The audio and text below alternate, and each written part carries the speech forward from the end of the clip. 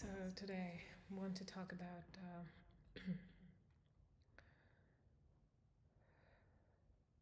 neuroplasticity and meditation, and how one can really influence the entire body, understand the mind-body interface with meditation.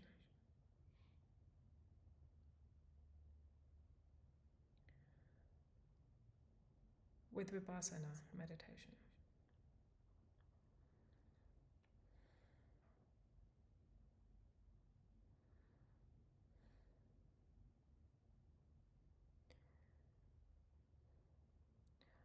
So, like you know already, Vipassana meditation has this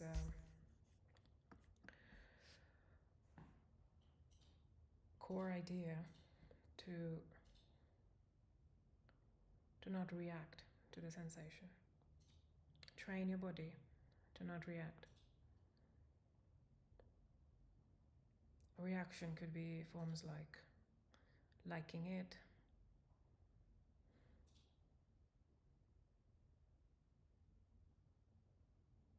and then forming an attachment to it.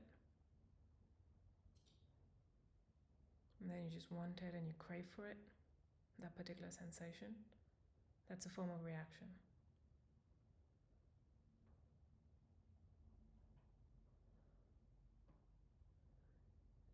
And similarly in the other way,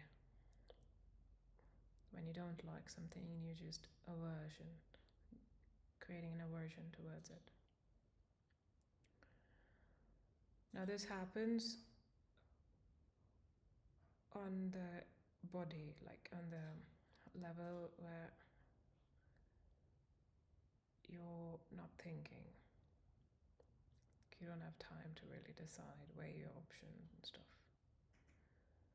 when you're meditating.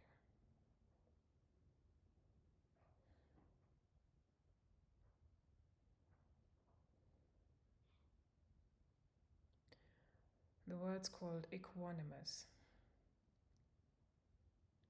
So during meditation, if you're,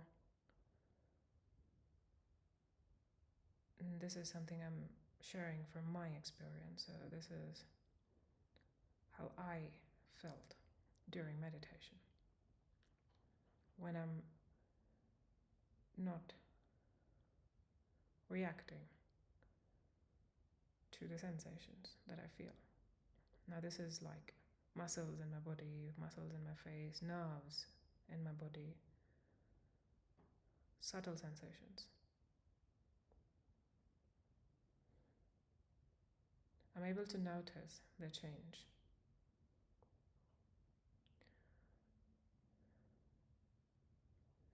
I'm able to notice me noticing, and more.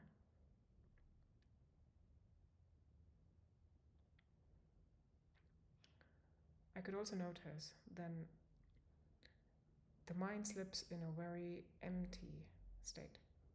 After reading about it, it appears that those states could be called as theta states.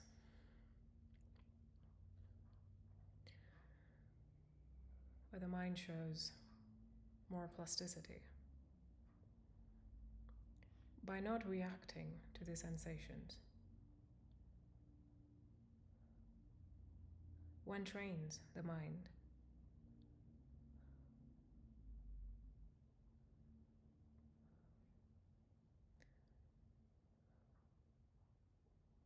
to form connections more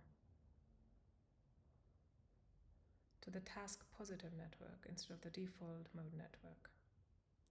Now this is something I just read. I have a tab open here. Something called as default mode network. It's like a mental chatter. Buddhists call it monkey mind. It's not like it's not needed in our body, it is. It's self-referential. So basically 50% of our time we apparently spend in this sort of a state where we're thinking about us, what it means to be you, your identity, your immediate people, how they perceive you, and more. Different for everyone.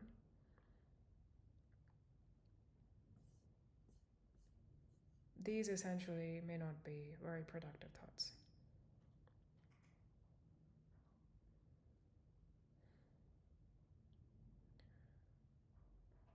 And now this is a chapter in the brain.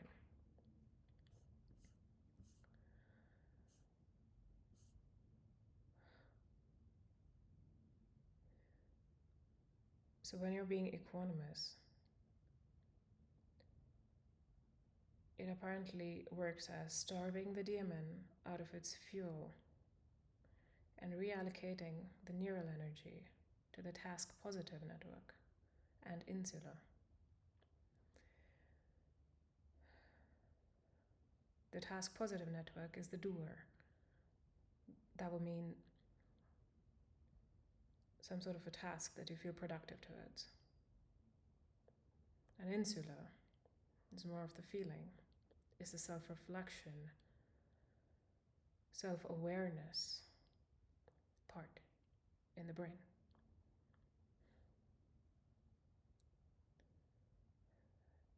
The introception.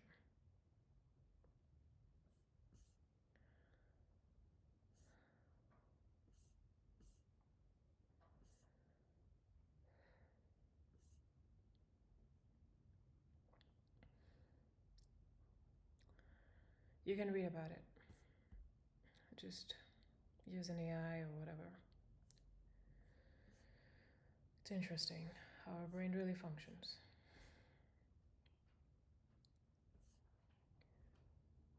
It can also be seen in the brain scans of long-term practitioners, how their neural connections are a bit different than of an average person.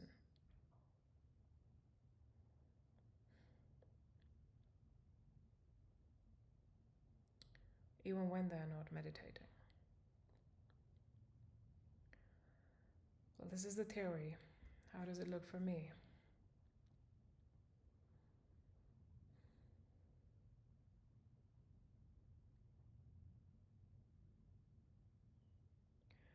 If I'm struggling with a problem that I want answers to, that I want to solve,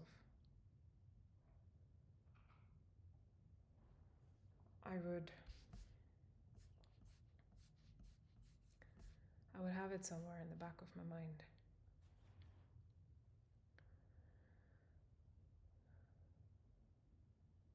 And it comes and goes. The sensation of curiosity, of solving the problem. Essentially, what I just try to do is to observe. Observe to the deepest level, where you also eventually then observe yourself observing. Notice everything feels like a sensation.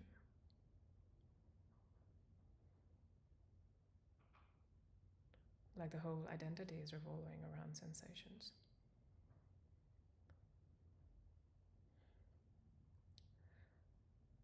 Not reacting to it allows me to go deeper and deeper and explore. If there's something I don't think is the most efficient in my body, like thinking about future a lot, like worrying about future a lot, it eventually automatically just changes.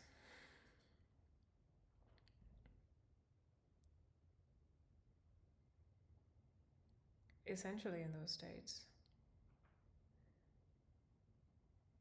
one can do a lot of objective rewiring. Those states can be used also for addicts to rewire their addiction, for scientists to get inspiration.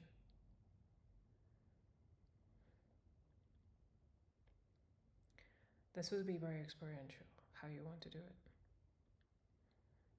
Forcing yourself, like forming attachments towards things, would not be the most optimal route.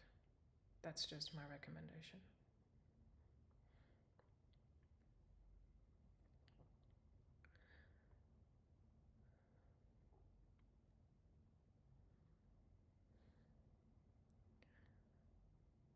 If you're entering these states, I would also recommend caution, because one can also like these states itself because they're very, very fluid.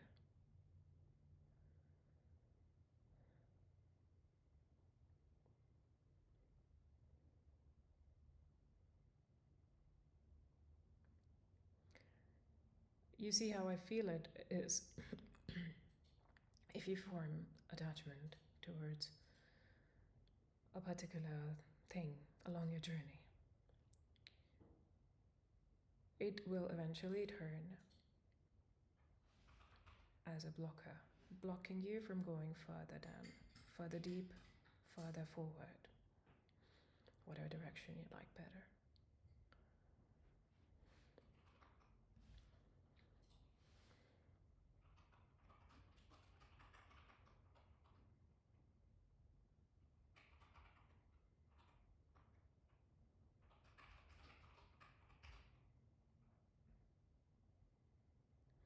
At the end of the meditation, I also practice Metta Bhavana, which is rather on the positive note, feeling love from the deepest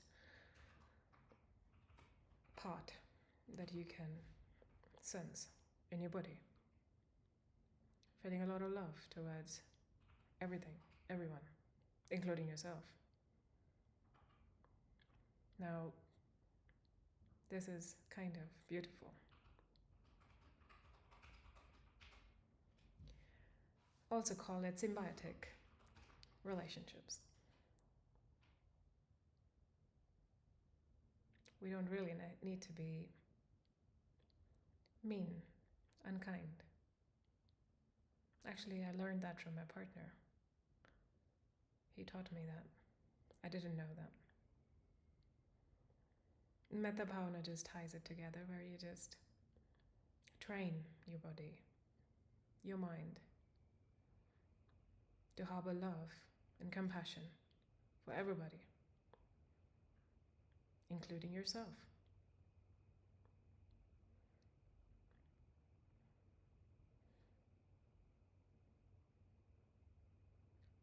I also feel that's an optimal choice for me.